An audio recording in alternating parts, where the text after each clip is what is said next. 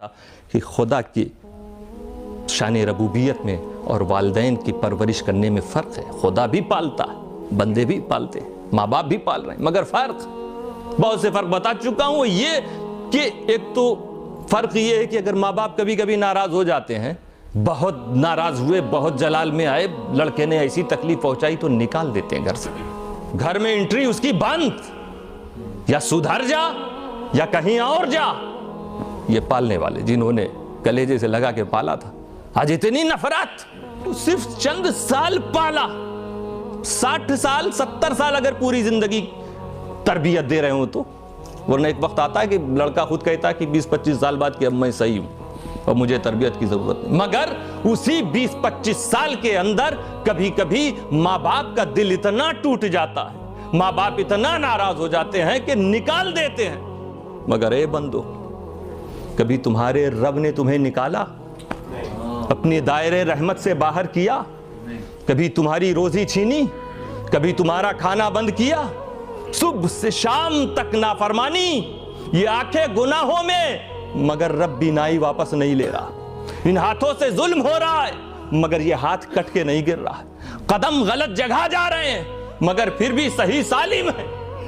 ये फर्क है उस शान रबूबियत की दोस्तों। माँ बाप भी पाल रहे हैं, खुदा भी पाल रहा है, शान देख रहे हो खुदा के पालने की।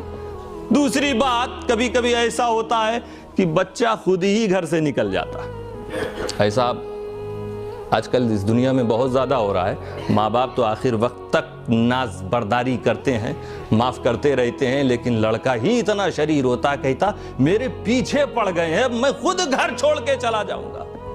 माँ बाप की तरबियत से दूर हो रहा। ये ऐसे पालने वाले थे जिनके दायरे तरबियत से कोई दूर होना चाहे तो दूर हो सकता। अब वो अपने माँ बाप की मिल्कियत के दायरे से बाहर, माँ बाप बोल्टन में, वो लंदन में, गुजरात में, वो बंगाल में। बंगाल में उसके बाप की कोई प्रॉपर्टी नहीं, वहां आके उसका बाप कोई मदद उसकी नहीं कर सकता। उसके दायरे तरबियत, दायरे मिल्कियत से बाहर।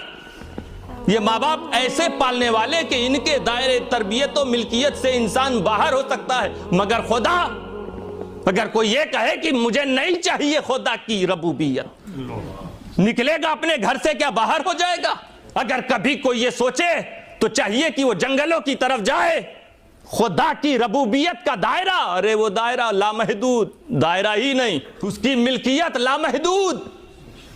जाए ऐसा शख्स जंगलों में, समंदर की तह में, आसमान की बुलंदी पर, पहाड़ों की चोटियों पर जाए, छाने एक एक दरख्त को, एक एक खेत को, मकानों को, मुल्क मुल्क, गली गली घूमे, फिर सवाल करे समंदर की मछलियों से, ऐ मछलियों तुम बताओ तुम्हारी परवरिश कौन कर रहा है?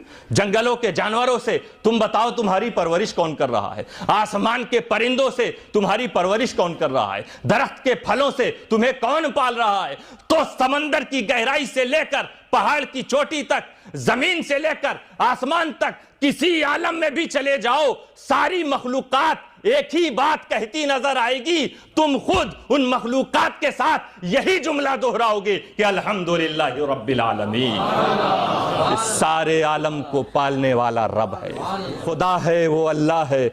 उसकी रबूबियत, उसकी मिल्कियत से कोई बाहर नहीं हो सकता।